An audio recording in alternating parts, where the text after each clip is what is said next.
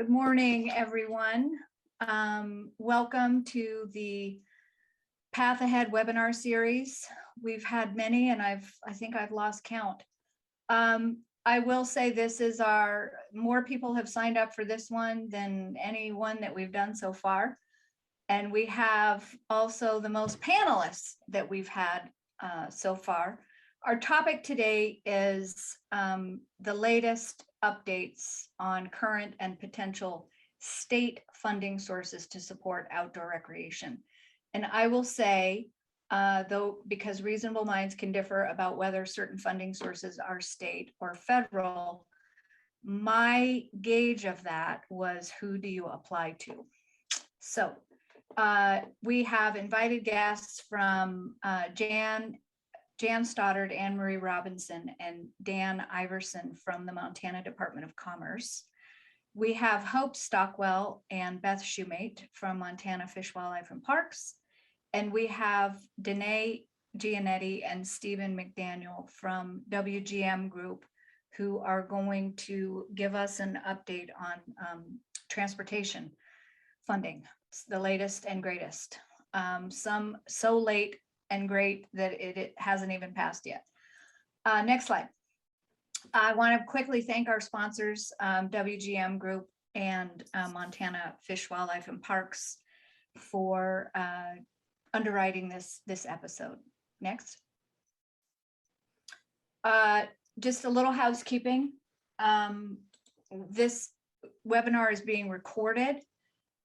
We will answer questions at the end. We ask you to use the chat. Sometimes we can catch them up during the course of the webinar, but certainly at the end, our goal is to have enough time at the end. That's always our goal. Sometimes we meet our goal and sometimes we don't. And if you're having difficulties, you can text your issues to Rachel at 406-579-0364. Next. For those of you who don't know, I am Diane Conradi, the founder and CEO of Montana Access Project. And my goal is to empower rural communities to have the inspired outdoor recreation access that they want for their quality of life, economic vitality, and health and wellness. So next. Our key takeaways are latest and greatest on current and potential funding sources through commerce, and that includes Big Sky Trust Fund, tourism grants, ARPA, which Jan will talk about and tell us what ARPA stands for, and tribal tourism, special funding sources for tribal tourism. We'll then turn to FWP to talk about their funding sources, and they're going to walk us through a really good primer on what it takes to develop a strong application for state grant funding, truthfully, whether it's commerce or FWP or transportation. And finally, we'll turn to WGM Group who run us through opportunities for active transportation, shared use paths, and recreation opportunities, recreational use of those transportation types. Next. I start every webinar with this slide to explain why we're here. We're here because outdoor recreation is at the center of economic vitality, quality of life, and health and wellness. My goal with these webinars and with Montana Access Project is to level the playing field a little bit for rural communities, both rural, all of Montana's sort of rural, and rural to support their staff and land managers, and very rural when you have recreation champions that just want these types of inspired recreation access for all of these things. Next slide. So just a snapshot about outdoor recreation. I've as of 2020, and these numbers just came out, Montana is #1 in the nation for the percentage that outdoor recreation plays in our gross domestic product. It's big. It's a little bit lower than it used to be, I think, because of COVID, but it is #1 in the nation. Outdoor recreation is an key economic driver in our state. Next. So the latest numbers show, COVID impacts. The percentage of employment in outdoor recreation right now is down in Montana. But if you look at the figures for what's up, boating, RVing, and fishing, and RVing are up. ATVing is a little bit up, motorized uses, but we've included a slide that gives you a link to this outdoor recreation analysis for the nation. But COVID and travel restrictions have really put a damper on things, but we're still #1 in the nation. Next. So what we'll look at today is state funding sources for outdoor recreation. The outdoor recreation is sort of in a space where there are overlapping priorities for these departments, and it can be confusing, but it also can be an opportunity because different sources can be used to match different other funding sources, which can be used then to match federal funding sources. So it's a little bit of a jigsaw puzzle, but I just wanted to show you the little bit with DNRC and DPHHS. I've included a link to a DNRC program called MT Plan that allows payments to landowners for access to outdoor recreation. But the bulk of outdoor recreation infrastructure comes from transportation, FWP, and commerce. Next.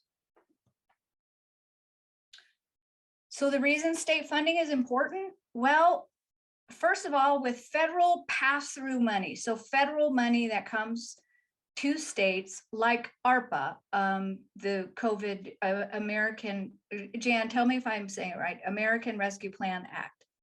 American Rescue Plan Act. Okay, American Rescue Plan Act, ARPA. That money comes from the feds, but it allows Montana to apply its own priorities. And we'll hear more about that from Jan. Critically important is that it's a match for federal funds. A lot of these funding programs like ARPA, like LW, like Land and Water Conservation Fund, they require a non-federal match. So these state funds are absolutely key for providing those matches.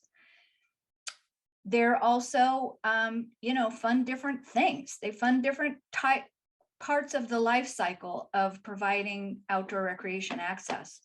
Some of these sources fund planning, some fund infrastructure, construction and development, some fund wayfinding, but not construction, some fund promotion, but not planning. And then there are enormous resources for job creation and workforce development, which we'll hear about today, because not only do we need places for people to visit, we need people to take care of them, and we need people to take care of people who are visiting. And finally, it's just a made in Montana solution for innovation, expansion of outdoor recreation businesses and the places that we need people to be able to access the outdoors. Next. All right, so now I'm going to turn it over to Team Commerce. We have Anne Marie, Jan, and Dan, and I'm going to let them handle it and introduce themselves and share the amazing amount of information. So buckle up and get ready. Sure. Can you hear me okay? Okay. My name is Anne Marie Robinson, and I work for the Department of Commerce for the last 10 years.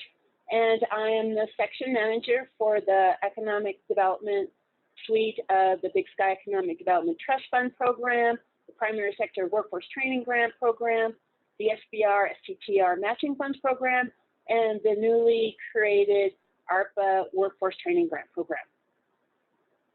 Jan? Hi, I'm Jan Stoddard, and I'm the director of the Montana Office of Tourism. We have a new division name. It's called Brand Montana, and that incorporates marketing, our film office, communications, and the Office of Tourism.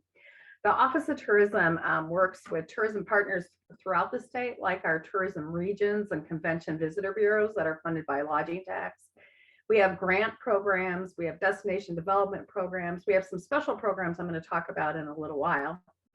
And you may ask, well, what's the intersection between recreation and tourism? And there's a huge one, because Montana's most probably undeveloped asset at this point tends to be about recreation and what we have out there. And not only what do we have, how can we develop it in a sustainable way? So it's about recreation management and managing those 11 to 13 million visitors that hit every year. Plus, we're also managing people that travel within Montana who spend a lot of money too. So we've got in-state, out-of-state, and now we're going to have out-of-country, now that the Canadian border is open again, people coming into Montana. So how do we have the assets that are there for them to use? How do we promote those? And how do we educate people on the right ways to recreate responsibly around recreational tourism assets? So I'm going to turn it over to Dan. Good morning, everyone. I'm Dan Iverson, and I'm here representing the Office of Indian Country Economic Development, which is organized under the Department of Commerce. My position is Tribal Tourism Officer, and I'm going to tell you about a couple of the grants we have specific to tribes and tribal-owned businesses. And we don't have any that are necessarily dedicated to outdoor recreation, but I'm going to go over a couple that can be used for that purpose and give you some examples of how they have been in the past. So look forward to speaking with everyone when my turn comes up here in a minute.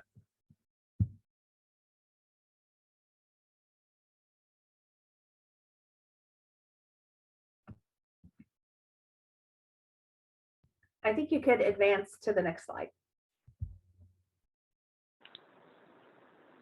Thank you. This is the Big Sky Economic Development Trust Fund Program. Next. And the real purpose of the program is to create, and this is our statute, is create good paying jobs, assist Montana businesses, promote economic development, and encourage workforce development. So all of our projects need to fit somehow into those top priorities. Next. So the program is actually split into two separate components. One of them is job creation and one of them is planning. So I'm just going to dive into the job creation. Next. So the quick way of saying this is that this program helps basic sector companies, reimbursing them expenses associated with creating new full-time jobs. And it's reimbursed based on their location. And it's a one-time investment of either $5,000 or $7,500. And there are wages and match requirements. Next. So who can apply? This is always so confusing. So per the statute, the eligible applicants to our program are local governments. They sponsor an application on behalf of an eligible business. An eligible business, or what we call assisted business, is one who has a focus of out-of-state sales or clients. So a lot of the tourism-based projects can easily fit into that section. The harder part for our tourism partners is needing to create that full-time position, because we don't do seasonal or part-time. So if they have that need to hire those full-time positions, wanting to expand their workforce, then this program may be able to assist them. There are wage requirements. The minimum wage is 170% of Montana's minimum wage, which today is $14.88. I think most of you already know that on January 1st, that one goes up substantially. And so then our base will also go up. And the law also allows for the value of benefits, if they're being offered and taken, to be included in the calculation and making that wages. Next. So when we talk about $7,500 $5,000. It is really based on their location and if the county that they reside in is above the county average poverty rate. And that is defined by on the federal level. And so you can see here that if you have a project in Cascade County, you are below the county average or state average, so you would only be allowed to receive up to $5,000. And if you're in Choteau County, then it could be up to the $7,500. In addition to that, the match changes. If you're in a high poverty county, the match goes down to $1 of local funds for $2 of state funds. And then if you're not in that high poverty, it's dollar for dollar. Next. So here's the wage requirement. It is on our website. So we did talk about the 170% of Montana's minimum wage, and that's just to get into the program. But again, our statutory priority is to create good paying jobs. That's one of our top priorities. And we've kind of defined that as wages. So as your proposed wages gets closer to these county average wages, then you're more likely to receive the full dollar amount. Now, if you still make the 170%, but not the full county, you would be prorated, but you usually will get something in there. And where these numbers come from is that they're taking off the unemployment report that's submitted to the Department of Labor and Industry on a quarterly basis. So this is what they're reporting out as a average for your county. Next. Kind of giving you the diversification of our program. We had Canty Boots, which is out of Harrison. If you've not seen their product, I just saw a billboard for them on the interstate. Great facility where they update your cowboy boots to be a little snazzy.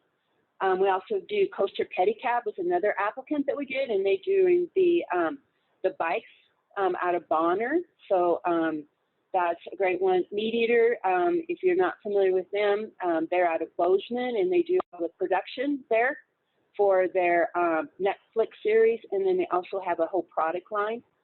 And then Bridger Aerospace group out of Belgrade, and they are a fire suppression. So you can see that the diversification of these projects, it can be very small, larger projects. So again, we're looking for a business, basic sector, focus out of state sales to clients who's looking to create full-time jobs. And next. The next one that on these components of the Big Sky Trust Fund, when we talk about it, is planning. Next. In general, if you have an assisted business or entity that has a need to hire an independent third party to prepare a report or a document that will help move your economic development project forward, there may be a way that we can help. And the highest priorities for our planning grants are those that will lead to job creation and will be assisting a basic sector company. Next. So who can apply? Nothing's easy with our program. The applicants to our program can be our certified regional development corporations or other economic development organizations that are not located inside of a CRDC, and local governments. Next. So here is our map. You can also go to our website, Commerce, and get this. So if you are located in Fergus County, then you would use Snowy Mountain as an eligible sponsor your application on your behalf. So each of the ones that are in color have different CRDCs. The ones that are in white would be another economic development organization. And you can certainly reach out to us and we can let you know who's the lead in those specific areas. Next. And always a local government can sponsor it. So planning for us is, again, very broad and can be a full range. So here are some examples. Out of Glasgow, there's an old inn called Jordan Inn, and we're doing a feasibility study or a preliminary architectural report to see what that building can be used for or be reopened. We have a business called Shop Dot Inc., and we're doing a commercial plan for them. And then 1111 Presents, They're looking to create a outdoor concert pavilion, and we're doing a study on the feasibility of doing that. And by law, a percentage of everything that comes into the Big Sky Trust Fund, which is the interest earning, then 25% goes to planning, and we've allocated over $8 million for planning efforts. Next. We do have funds through the ARPA program for training, and this is next. This is to provide grants to help businesses, and this can be for-profit or non-profit, for the costs associated with providing skill-based training for new and existing full-time workers. Next. Again, for-profit and non-profit, so anyone that is fits in that category could apply directly to the state. We do have a match and a wage requirement. Again, 170%. If you, a hint would be is if you are concerned about that wage requirement, is to get your application in soon before the wage rate goes up in January. We are actually making the award based on the number of full-time or existing full-time and existing proposed new jobs. You don't have to create new jobs. We can provide training for all your existing jobs. And that could be skill-based. So that could be supervisory skills if you're looking to do that. If you're an outdoor manufacturer, we could do lean training. It could be hostess skills, anything that would be skill-based training. The ceiling is $3,000 per household or per job up to the 70 jobs.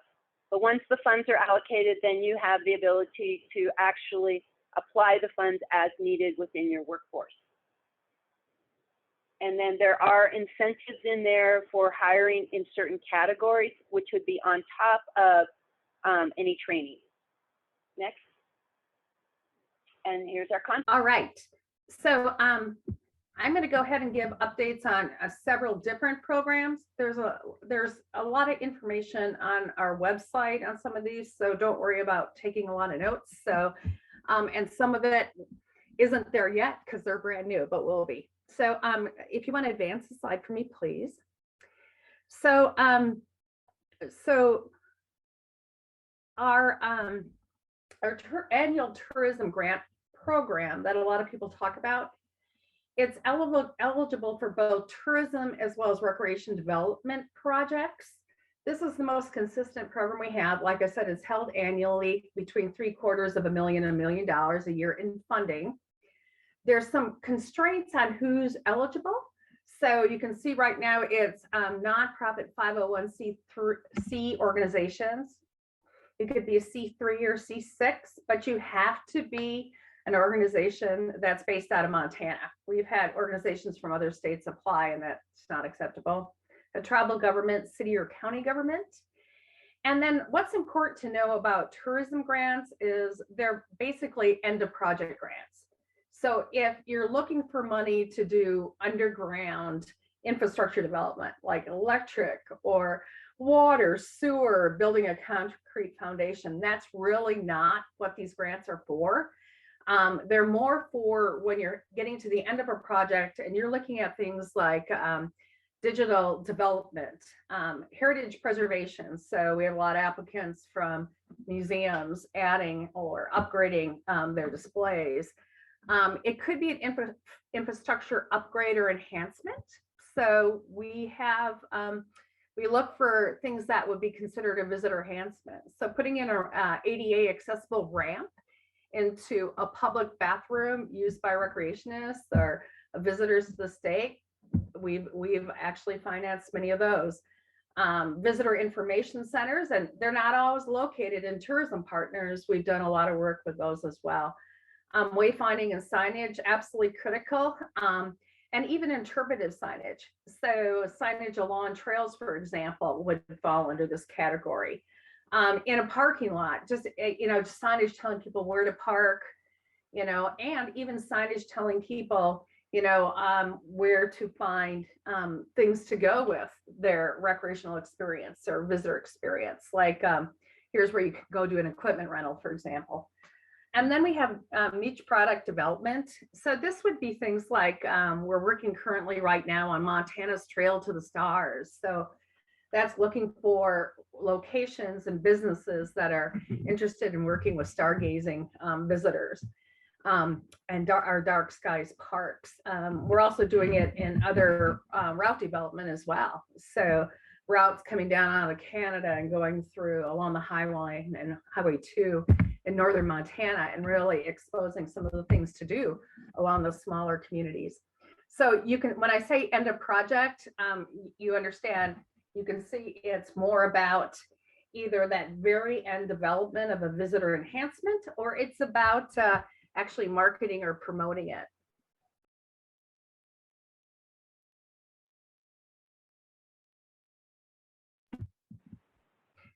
So this is, you can see from here that and this is sort of blurry, but basically our path through applying for a tourism grant, we finally, I think, are going to be consistent. The application process will always open the 1st of August. We're going to close it within 45 days on September 15th. We always find that we get 95% of our applications in the last 48 hours. And then we go through a pretty rigid process where we use internal and external resources to evaluate and score all those applications, because we always get more than we can fund. This last round that we just went through, we actually received, we only had $750,000 to allocate, and we received over $3.6 million in ask. And so then once those get awarded, and our goal is always hopefully by the end of the year to get those out, then what we're looking for is actually to complete that project between 12 and 18 months later. We want to make sure we incorporate what we call warm season time, construction time, to get those grant projects done. We want to make sure you succeed. So there's a website, and it'll also be, I think, in the resources for this, that you can go ahead and look up a lot more information on that program. Okay, next one, please. Additional grant programs. So this started actually in 2018 and went on hold for COVID, but it's called the Eastern Montana Initiative, or our favorite acronym, EMI. And basically, we identified those counties in the state of Montana that were lagging behind when it came to year-over-year lodging tax collections. There's other parts of the state, you can see the gray areas, that were doing really well. These counties were struggling. So we wanted to find out why. So the first year we did some pretty intensive data collection.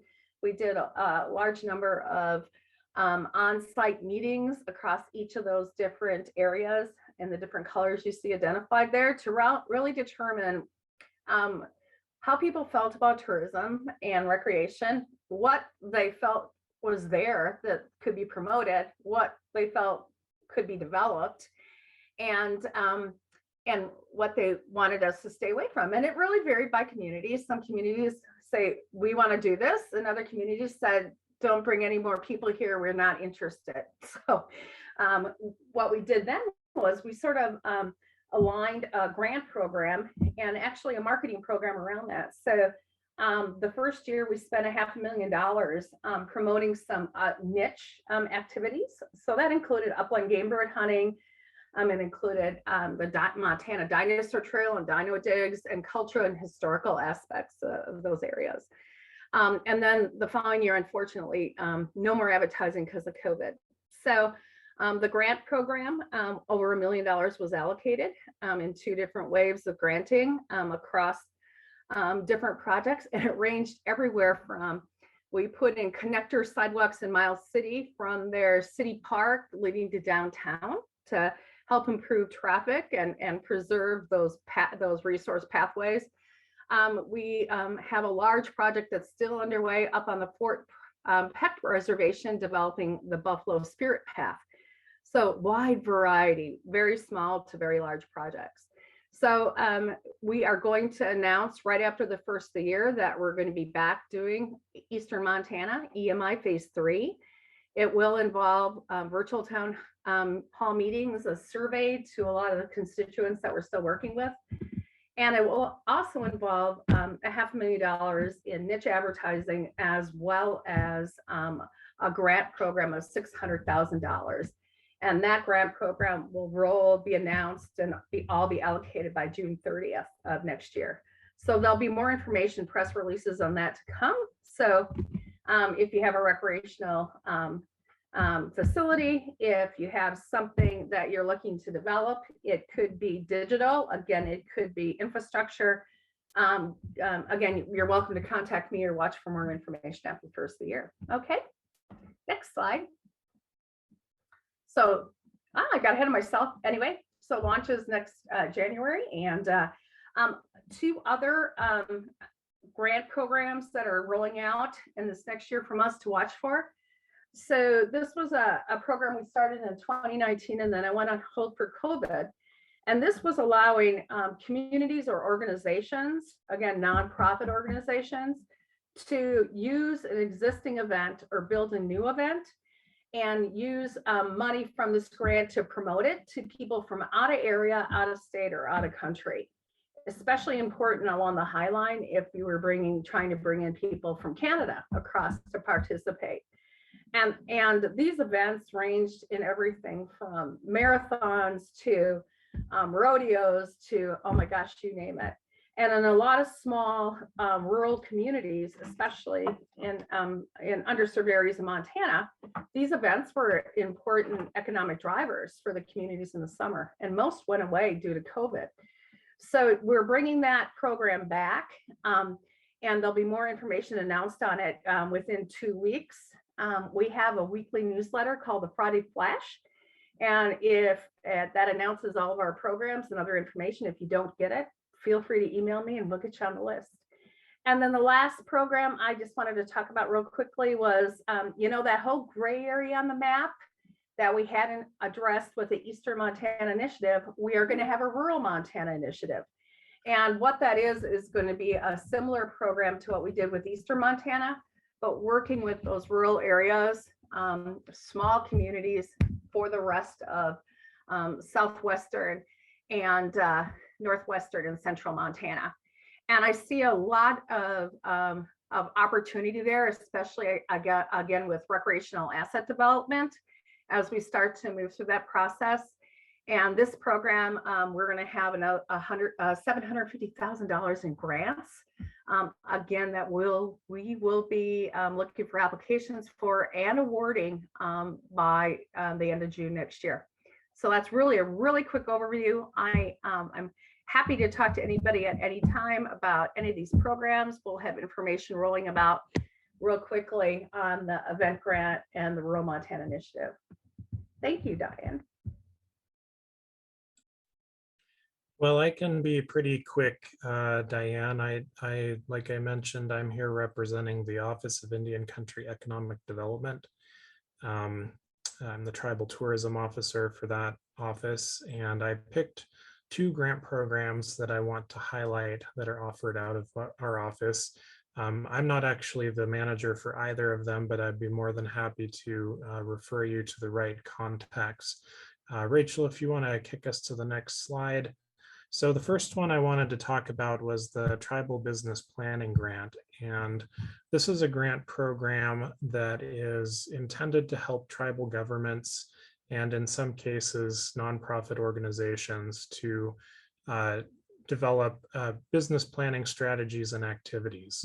So the way this grant works is that it's open only to tribal governments in Montana, unless a tribal government does not apply for the grant, in which case it is then open to a tribal nonprofit for that area, for that tribe or reservation.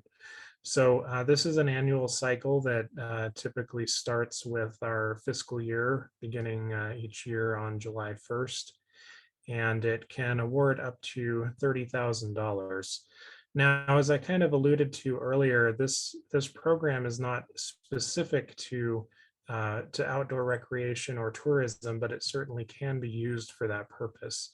And if you want to go to the next slide for me, this is one example that I thought I would pull out that would be a good way to illustrate how this grant can be used for that purpose. So in FY20, the Little Shell Tribe applied and received this grant and used the funding to develop a market analysis, feasibility study, and business plan for the potential of taking over the lease for the Hell Creek Recreation Area.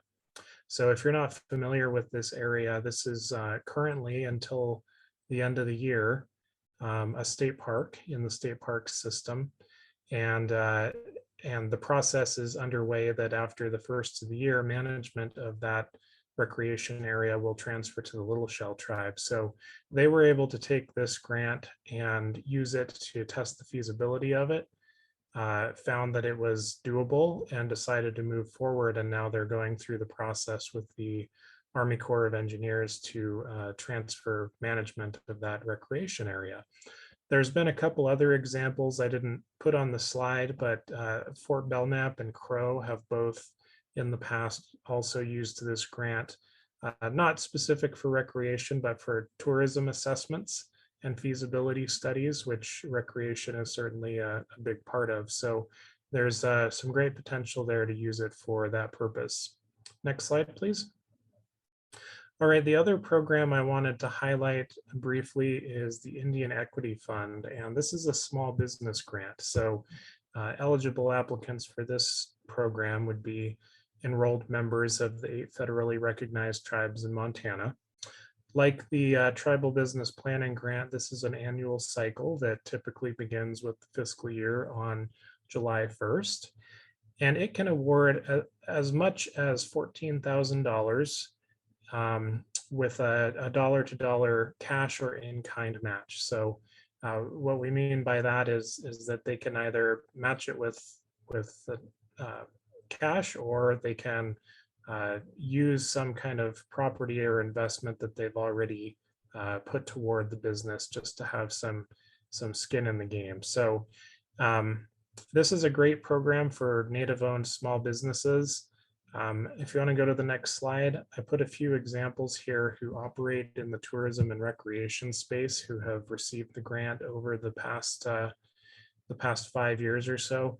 When I was pulling the list together, there were actually 25 different businesses to choose from that would fit this profile. And I only picked out just a couple here to feature, but it's been used to good effect for tourism and recreation. So a few different categories for businesses that have been awarded this grant in the past include private campgrounds, guest ranches, outfitters and guides, and tours.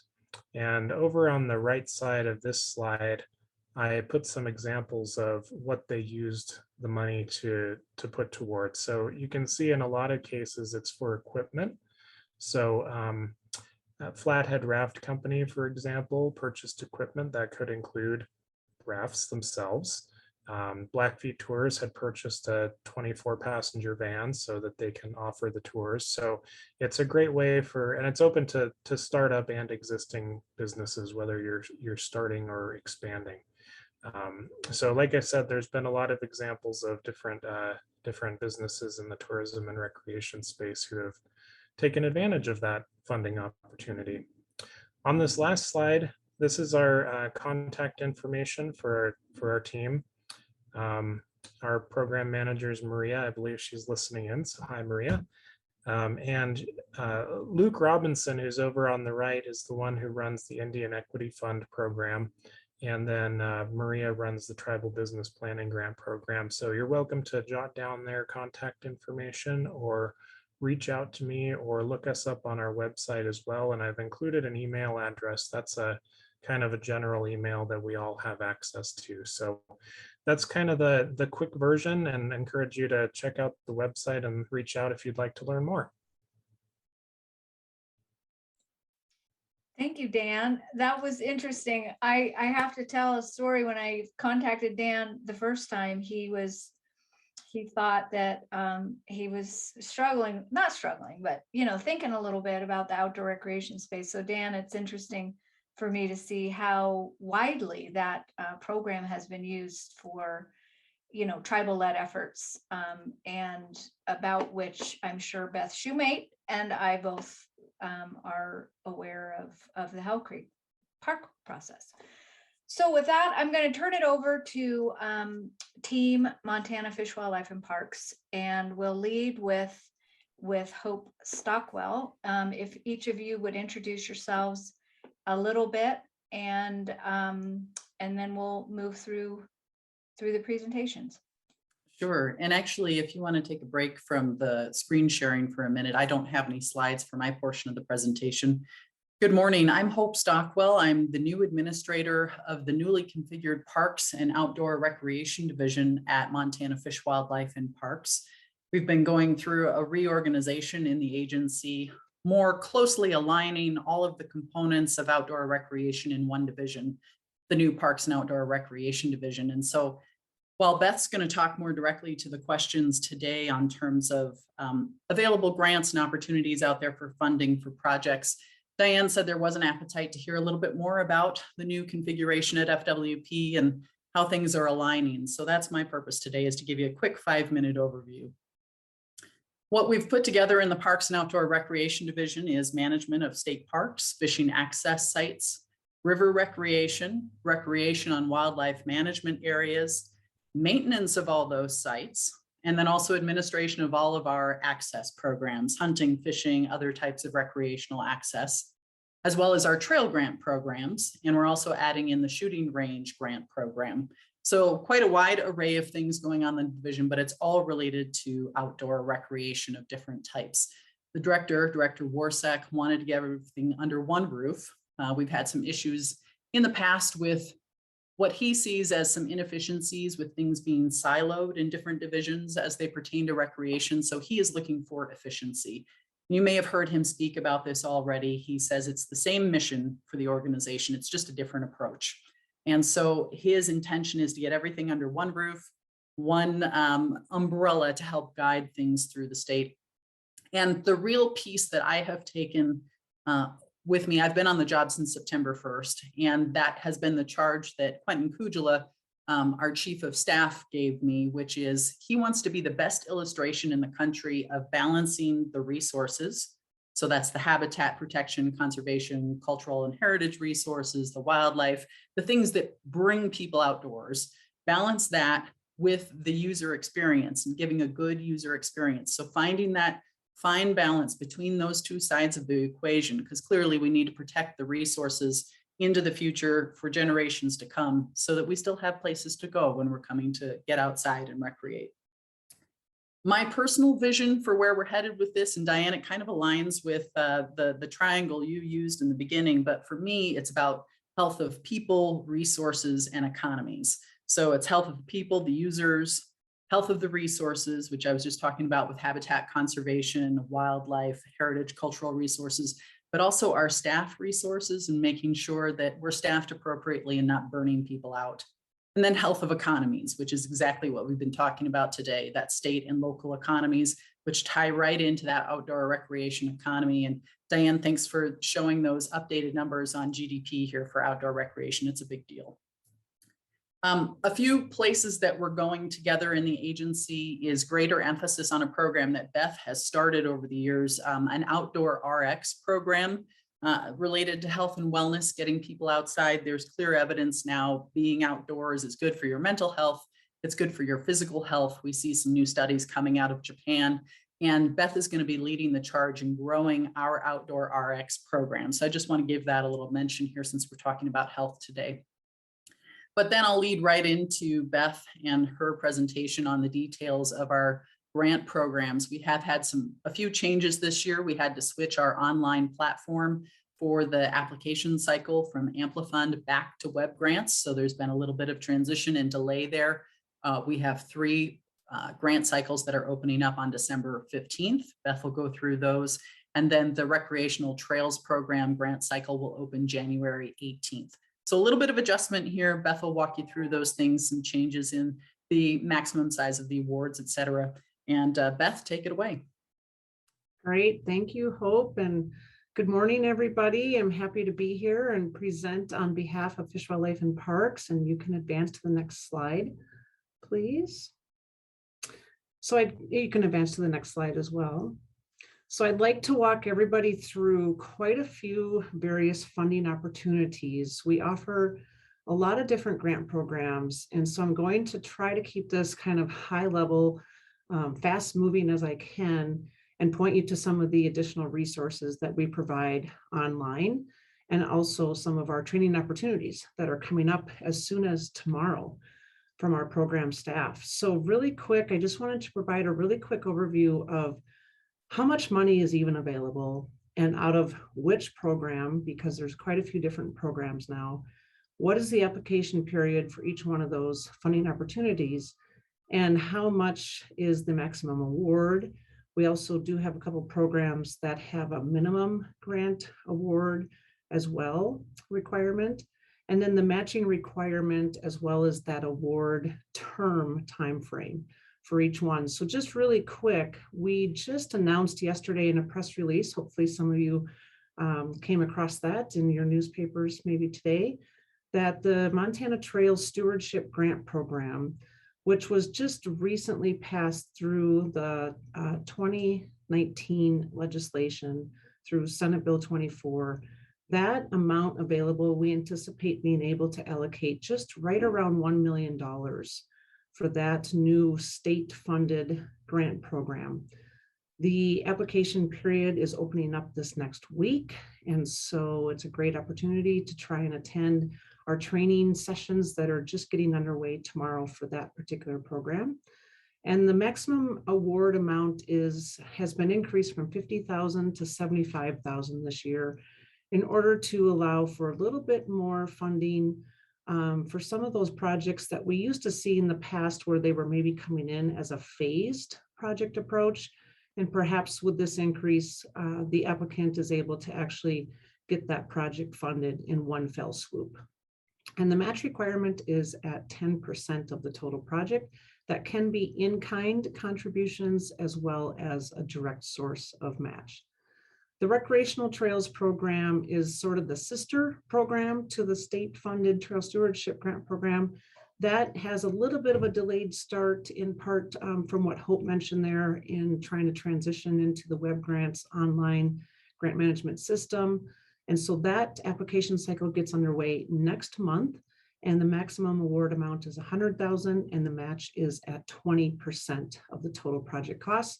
Again, can be in-kind contributions as well as a direct match. The Land and Water Conservation Fund, and I have a couple specific slides in relation to this grant program, but just really quick wanted to mention that we are the state agency that is essentially the pass-through state agency for the state side portion of the Land and Water Conservation Fund. This particular grant program ends up getting a whole lot of press, both at the state as well as national level. And oftentimes there's some confusion out there about the federal side of LWCF as well as the state side. FWP administers the state side portion of LWCF that then allocates funding out to the local communities. So more to come on that. We do have a little bit of a delayed start this next cycle since we had so many applications come in this last year. And so there's quite a bit of process in working with National Park Service on those. I also wanted to mention another program that was funded out of the 2019 legislature, which is called the Summer Motorized Trail Pass Grant Program. That is a mouthful. It's sort of the sister program to our original off-highway vehicle grant program. And the funding source for that Summer Trail Pass program are those motorized trail passes that OHVers and dirt bikers are needing to try and obtain in order to go out and recreate on some of those designated motorized riding areas across the state. And so the amount available for that program currently sits right about $150,000. And that also opens up this next week. And the maximum award is at $50,000 and just a 10% match as well. The off-highway vehicle original grant program is at $230,000 available for this next cycle and also opens up next week. And the maximum award for a non-federal So some type of nonprofit organization could apply up to 20,000 and federal is set at 16,000 and a 10% match. And then I do also want to mention our Montana Snowmobile program, which was just highlighted in Distinctly Montana magazine. Actually, I just saw that come through this morning. This is sort of kind of a rote program. It's been around since the 1970s. And the 460K mentioned here is allocated out on an annual basis to the 26 snowmobile clubs across the state of Montana. And that process is vetted through the Montana Snowmobile Association, who helps to identify what those funding needs are, but they really keep the grooming operations underway across all the snowmobile areas. Next slide. So the program dates, I already kind of mentioned that quite a few of these programs are opening up this next week. We have a little bit of a delayed start with RTP, and LWCF is this next November 2022. And as far as when the awards are announced, so we've tried to really be able to get these awards and those contract agreements underway as soon as the spring season is open for any of those trail maintenance and or playground in the case of LWCF, or any of those construction projects can really get started in that spring summer timeframe. And so typically the awards have been announced in May, sometimes in June, as well as getting those contract agreements out in that around that June timeframe, June or July. So that way grantees can get those projects underway and really kind of hit the ground running with a lot of those projects. Next slide, please. So eligible applicants, I do want to mention that it's really important for everybody just to be aware as far as who is eligible for each one of these programs, because it does vary to some degree. For the most part, RTP and the trail stewardship are mirrored for the most part. However, there's a couple unique situations there where the trail stewardship grant program doesn't allow for, say, a private organization. Maybe a good example would be, maybe Big Sky Resort wants to try and improve some trails right at the Big Sky Resort area. They would not specifically be eligible. However, the Big Sky Education Foundation or a nonprofit organization in the town area leading up to some of those trails adjacent to the Big Sky Resort, those would be eligible since they would be considered more of a nonprofit organization. So that's probably the best example I can think of there. And then for some of the fiscally, I do want to mention this one as well, because we've had a little bit of some of these situations in the past where we have a fiscally sponsored or a tri-party agreement or applicant come through the door, especially with the Rec Trails program, and those are not eligible. And the best example I can think of there is they're not eligible in any of the programs highlighted here. And the best example I can think of is where we have a Forest Service based trail project with a nonprofit organization that is working with the Forest Service to try and accomplish said project work on the Forest Service property. And so what we've seen in the past is where they'll try to submit a tri-party application jointly with the Forest Service and that nonprofit organization. However, the Forest Service ends up becoming that more the fiscal sponsor of that application, and that is not eligible. They need to really determine who is the fiscal sponsor of that application. Is it the nonprofit organization, or is it truly a Forest Service project application that they are then funding? So just wanted to mention that. You can advance to the next slide, please. So eligible activities. There are a handful. Essentially, if it is trail related, it is eligible for the most part. When I say trail related, it's pretty much anything, including even shared use paths, other than a sidewalk. Sidewalks are not considered eligible in any of these programs. And I think just a couple things to note here are some of those red no's of what isn't eligible. And so the trail stewardship program does not allow for trail safety and ethics training type projects, but the recreational trails program does. So always really good just to note before you start and go through the process of all the application work and documents to really be watchful of what is eligible and what is not. Same for land acquisition as well as purchase of trail equipment. I think it's really worth noting, especially because we get a lot of applications coming in, especially from cross-country ski clubs. At times, a snowmobile club will try and supplement their snowmobile funding for some of that trail equipment as well, some of those drags and things like that behind a utility snowmobile.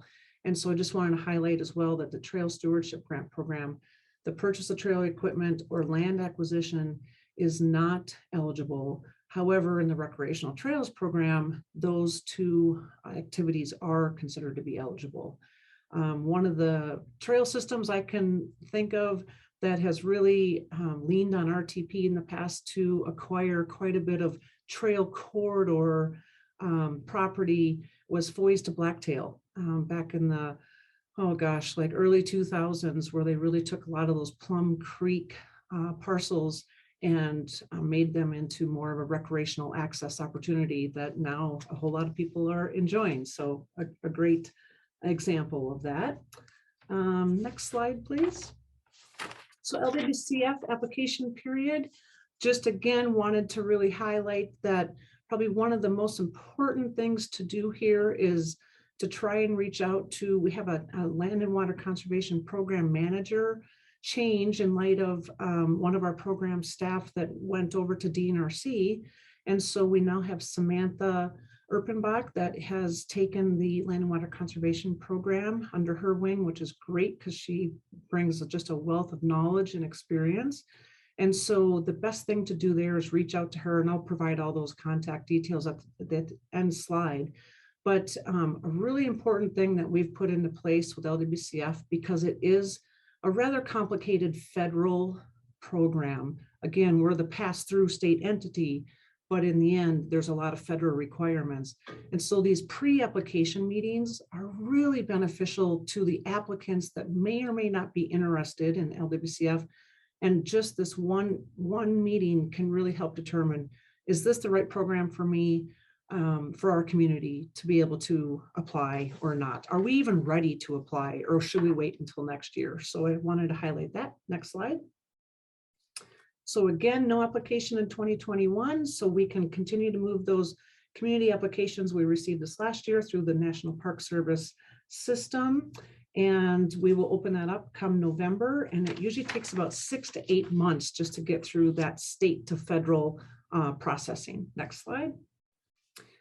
So we get some of these questions a lot. So I wanted to highlight some of these just to help the people that may be listening in to really better understand what's allowed and what isn't. And again, at the end, I'll kind of point you to some of our additional resources, but can you apply to more than one program? Yes. However, it depends. And so probably the best thing is to attend these upcoming Zoom trainings that our program staff are offering over the course of the next few weeks to really know, can I match funds from one program to another? We have certainly seen that, especially with a state-funded program such as OHV or Trail Stewardship to a federal program like the Rec Trails program. And next slide, please. So can I submit the same application multiple programs? We also get this question a lot. And the best advice that I can provide is to really, if you are looking at doing this, to break your project up into very distinct phases and applying for a very separate aspect of whatever that phase may or may not be. So the best example I can think of is where we funded Kings Hill Grooming Association, which is a snowmobile club out of the Kings Hill area, just outside of White Sulphur Springs. And they had a lot of really heavy trail maintenance work to accomplish.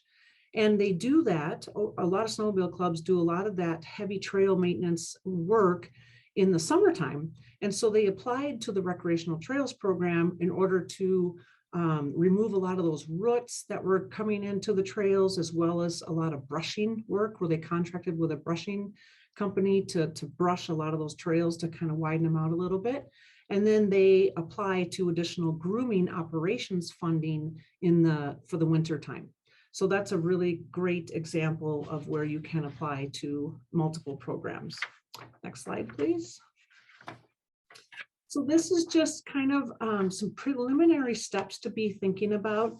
And I've definitely, in the almost 10 years that I was in trying to help manage a lot of these trail programs, what we would see a lot is a lot of these trail projects start with a dream that the community has of trying to provide better access, improved access, or how do we direct the people that are just passing down the highway, but they're not stopping in our little town, and we want to try and have some economic development, right? So really think about what currently exists, especially with planning documents or maps or whatever the case might be. Is there some type of a local trails or rec plan developed already or not? Could we lean on maybe some of our federal partners? Do they also want to try and increase some of that access to the federal property? We also have the state comprehensive outdoor recreation plan that is a ton of information that is for all Montana wide. And so definitely worth looking at the SCORP that our agency really helps to update that SCORP plan, and can really be something that provides a lot of resources to a lot of communities, and that you can then put into your project narratives. And then I also just wanted to mention that to really start to try and determine, if you are working with partners, what are their roles? What is the partner role? And how are you truly defining what a partner is actually providing to that project, whether it's for ongoing maintenance or whatever the case might be.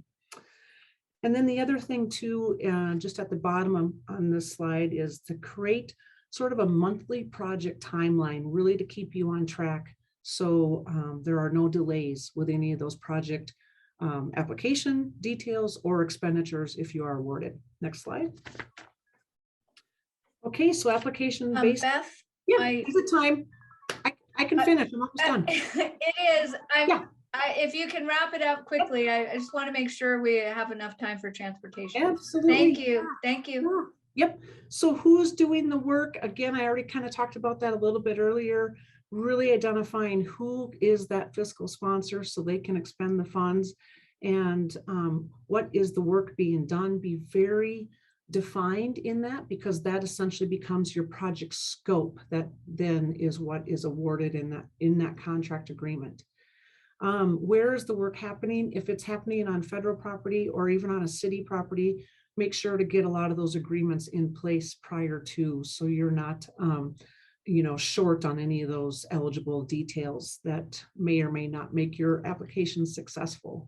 And then how is it happening? Are we going to have a contractor coming in? Is it going to be some in-kind contributions with some local labor that's provided or not? Next slide. Okay, so know before you begin. Are you even eligible? Are you the appropriate entity? Do you have all of those permissions in place? And do you have that required match amount committed? Seen it way too many times where the match can be one of those details that suddenly kicks an application out. Don't want to see that. Next slide. So I think it was maybe Jan that highlighted that most of the applications come in 48 hours prior to a grant deadline. So if you can, our program staff would be so grateful if you can try and work at least 1 week ahead of that application deadline. I've seen it where there's technical issues. All of a sudden something happens with the internet not working. People are literally in tears because they can't get their application in. Don't want to have all that work be all for naught. So next slide. And then, yes, just to highlight, to point to our program staff. So next slide, because they are really truly the knowledgeable ones. Here is the materials on the website, and I believe Diane has all of these resources at the end so people can access that. Next slide. Plan, plan, plan. Don't need to reiterate that. So next slide. Again, next slide. So applications submitted this winter timeframe. Again, try and make those announcements in that June or July, so all those projects can get underway. Next slide. And program contacts, and I believe that these will also be highlighted. And of course, all of these are on our website as well. So please reach out to the knowledgeable staff. They can certainly help with any of these questions that you may have. Thank you. Thank you, Beth. Just let me reiterate here. There are multiple ways. If you didn't get all that, I told you in the beginning, this is action packed, and this next presentation is going to be the same. We have them recorded on our website. Give us a couple days. We have the video, we have the presentations. We'll make the resources available on our website, Montana Access Project.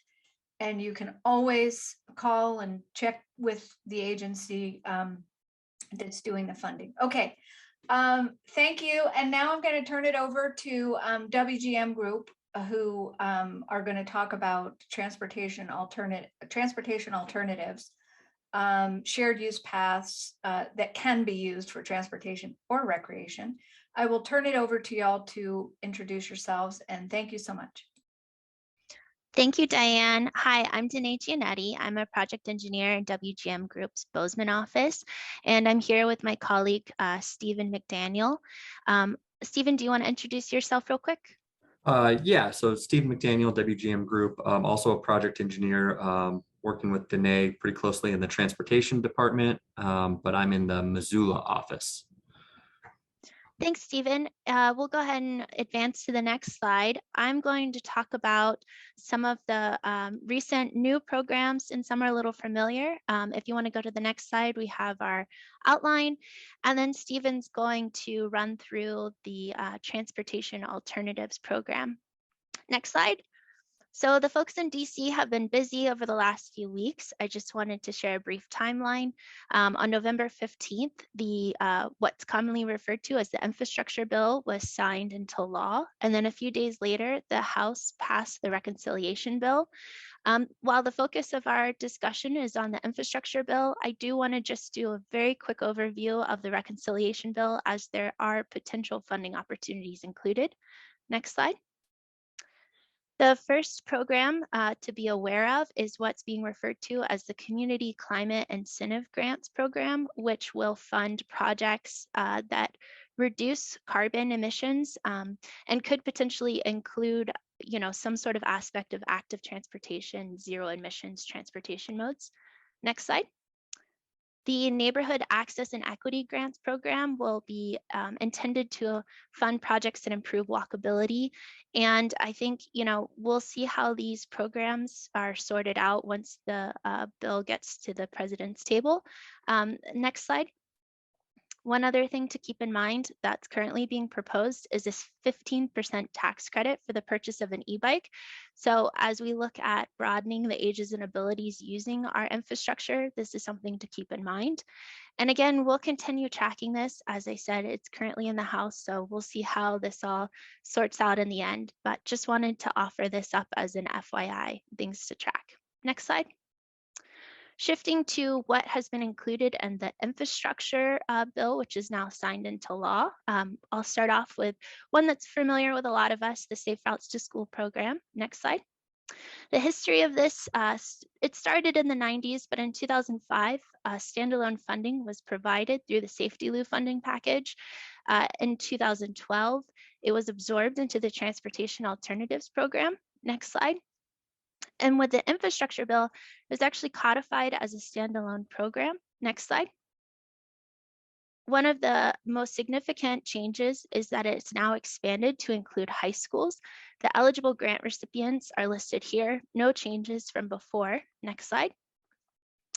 The eligible projects from an infrastructure standpoint are those that can improve the ability of students to walk and bike to school within a 2-mile radius of the school, again, K through 12.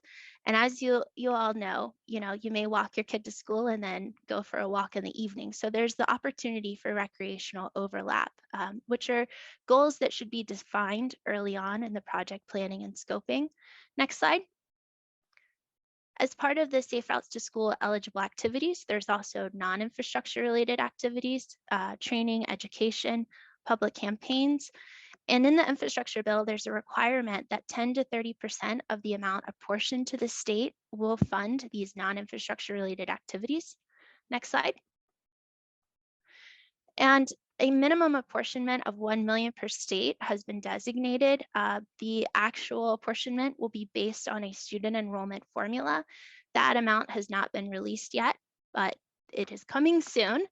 Another change or detail is that HSIP funds can be used for the non-infrastructure related activities.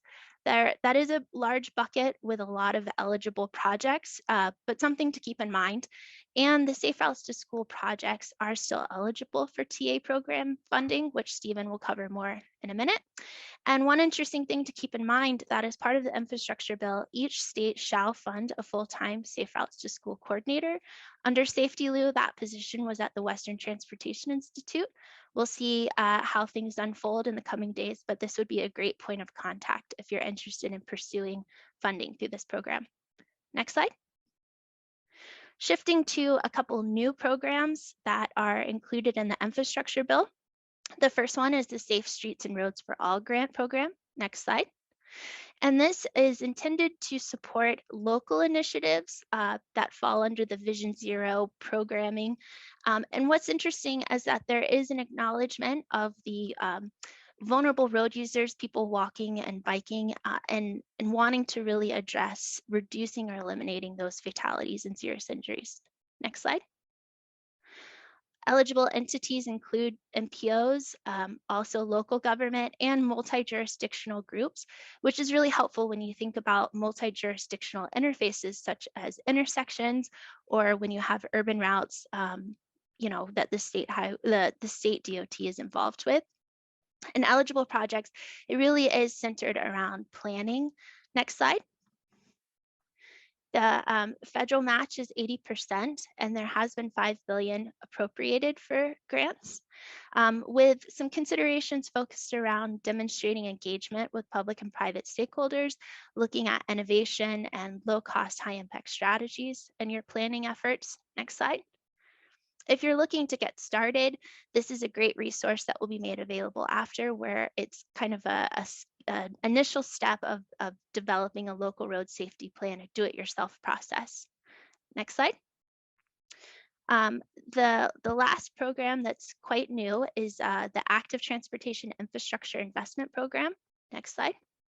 And there's been a total of $200 million per year included in the highway authorization. One thing worth mentioning that although this will be administered through the US DOT, I believe there will need to be partnership and collaboration with MDT at the state level, particularly when thinking about the number of state corridors that run through our rural communities across Montana. There's still a lot left to hash out with this program, so we're going to continue monitoring it, and I would encourage you all to do the same if you have that dream project already in mind. Next slide. I'm going to shift it over to my colleague Stephen now to dig into our slides on the Transportation Alternatives Program. Thank you all so much. Take it away, Stephen. Yeah, thanks, Danae. Next slide. So real quick before we get into kind of what's changed in the TA world, what is TA? TA is a Transportation Alternatives Program that is administered by the state, funded through the feds. So that kind of fits into Diane's original of how does it fit within this webinar. TA is kind of a small scale bicycle and pedestrian facilities program that applies to active transportation in urban areas, as well as recreational trails and safe routes to schools. So that recreational trail aspect of it is kind of something that I'm not familiar with it actually being applied to in the state of Montana, but it is in their charter that it's applied to recreational trails. So as we talk about how it applies to this webinar, I think we can all think about that and move forward and maybe have some conversations with MDT on what the realistic vision is there, if we can come up with a successful application or not, because it is a really competitive program. I mean, as noted here, there were 36 applications requesting $22 million worth of infrastructure. Their budget yearly is about $5 million, so they were able to allocate 10 projects this cycle, and the cycle is a 2-year cycle. So as we're thinking about planning and everything, now's the time to get started. The TA program is a competitive application process where states and metropolitan planning organizations allocate funds based on application processes. Historically, the TA program has been limited to MPOs of over 200,000 in population, and we don't have a urban community within Montana that even comes close to that. Billings, I think, is at 180,000 if you think about its urbanized area. So maybe they'll be administering TA funds in the near future, but I don't know anybody else is close to that. So what's changed? 60% increase in funding from previous years to this year means that Montana is going to go from $5 million to $8 million a year. If you look at how that breaks down, 10 projects over 5 million, we're thinking maybe 4 more projects a year. So still highly competitive, given that we get 36 applications. And I said that per year, but it's really per cycle. So every 2 years. Big change that Danae also highlighted earlier, Highway Safety Improvement Program, HSIP funds can be allowed to be used by local entities towards the non-federal share. So what that means is as you're coming up with your local match for this funding and leveraging your funding, you can use those HSIP funds, which you couldn't do previously. And then allowing the non-federal share requirement to be met on an aggregate basis instead of by a project. So if a community maybe has multiple projects that they're targeting, they can spread funds across both projects to come up with that aggregate share. Next slide. All right, so as I kind of mentioned earlier, the TA program as administered by MDT is a 2-year cycle. It's not going to change with the current funding. So the next submittal date is June 23. Now is kind of the time to get those planning documents in order, meet with your local stakeholders, make sure that you've got the local support you need. If you've got a local planning document that you can point to, if you've got a dream project and you've gone through the local planning, Thompson Falls has done that. That's a pretty rural community. They've got a downtown master plan, which is really amazing for a community of their size. We can point to plans within that document as local support, and having that local planning document is pretty substantial in the process of going through the TA application. If you don't have that, there's some resources out there as shown here with this walk audit. The walk audit can be used to evaluate anything from intersections to safety to non-motorized travel, and be used as a communication tool. And it's widely accepted as a pretty thorough process. Next slide, please. Okay, so project budget. I wanted to highlight this because so often we're talking about project budget and we think about the hard costs associated with it, or what's it going to take to construct it, which is often a lot lower than what is actually going to take to come from conception through design, through engineering, through inflation, and through construction. So some items that are included. This is from Missoula County's application that was recently selected and awarded in Lolo. So I wanted to highlight what they've done, and I really like this format. Items that you might not include in an initial estimate would be mobilization. Your work items, those are the hard costs that we're all fairly familiar with. How much does it take to build a sidewalk? Contingency, because we have a lot, there's more unknowns than there are knowns at this stage of targeting funding. We like to throw a 20 or 30% contingency on there. Inflation, if you think about the fact that we're on a 2-year cycle, we go through an application process, then we have a year of design. And then depending on funding, it might sit for a year before we go into construction, 3% per year for 2 years. And then MDT, there's a cost for administering the funds, right? So they've got to review all the applications. 2, they've got to, once they've awarded the contracts, they've got to put those out for proposal for engineering firms, and they've got to rank them. They've got to do all the quality control reviews on the design, and then they've got to bid and award it. So there's what they call their indirect costs are 10.9 or 11% functionally for this year. And then preliminary engineering, which historically as an engineering firm, we'd estimate around 12% or something like that for projects. Because these projects are so small, you lose some economy of scales. And MDT's been seeing those come in around 35% of those construction costs. And then as far as construction engineering, which is observation, material testing, and making sure that it was built correctly so that your investment lasts long-term, those costs are coming in around 25% of the overall cost. So if we look at this estimate, and I apologize, I didn't zoom in completely, the hard costs that I talked about earlier, they come in around $380,000 for this project. But once you include all of these other items, we're pushing up or almost $1 million. So there's a lot of hidden costs just within the process of getting infrastructure on the ground. Next slide, please. And when we're considering our local match, the local stakeholders, whether it be a county, a city, a town, a school district, we've seen, or I've heard of these TA projects actually being crowdsourced. So funding through, basically those online petitions.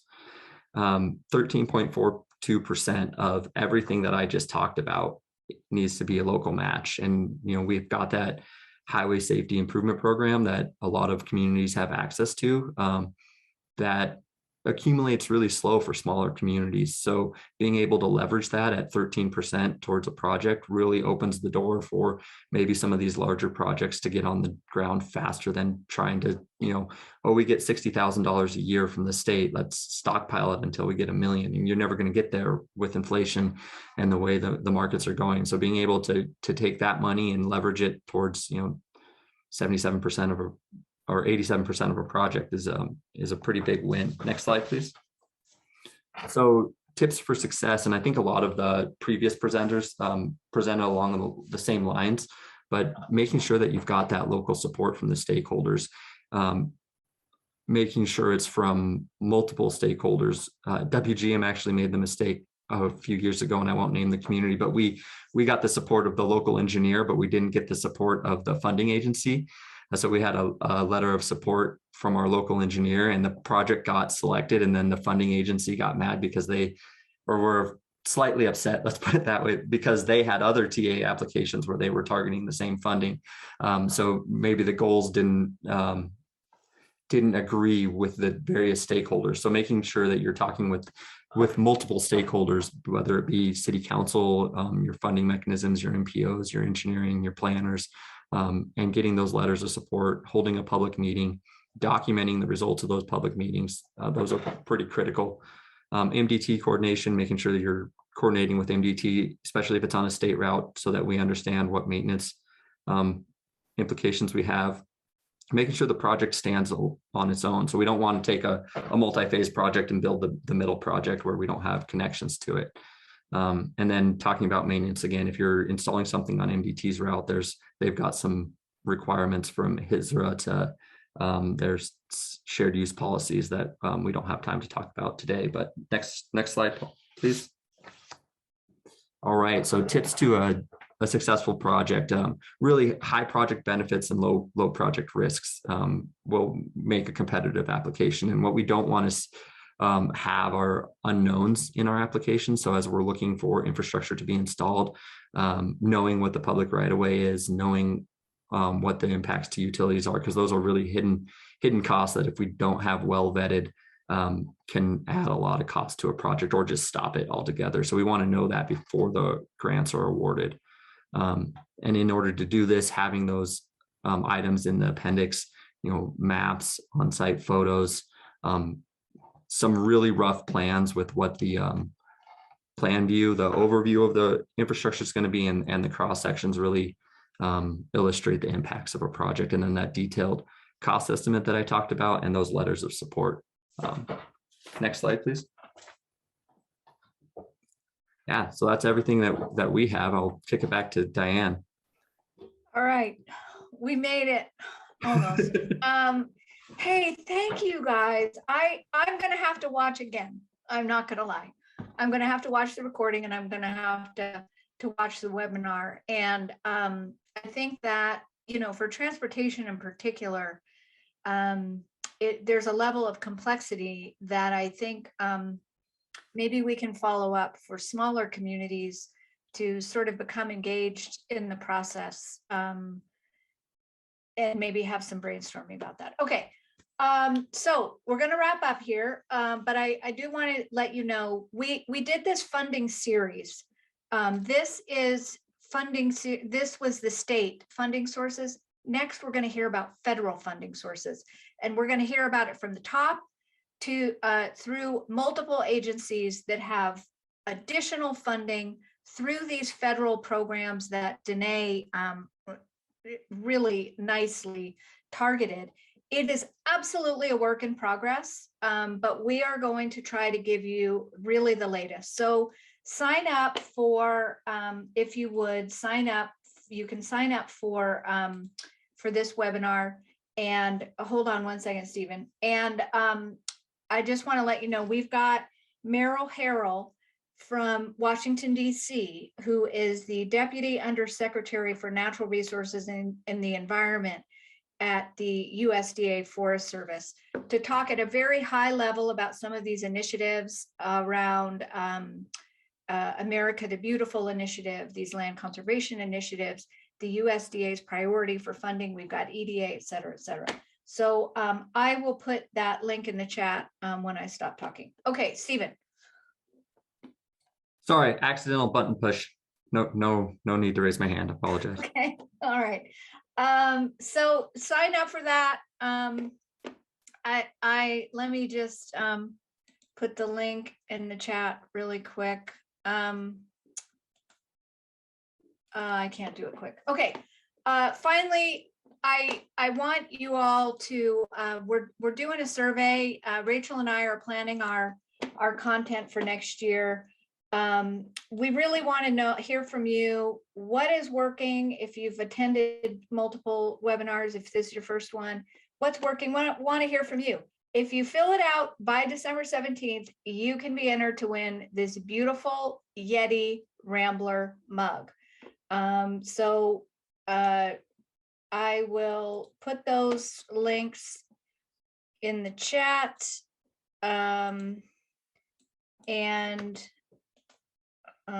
Let's see. This is the sign up for federal, and Rachel's probably laughing because she normally has to do this kind of stuff. This is the link for the survey. And Rachel, is that it? Okay, contacts, direct contacts, next page. Resources. These resources will be here in this presentation, and they'll also be on our website. So check back our website, mtaccessproject.com. And I think that's it. We're 2 minutes over.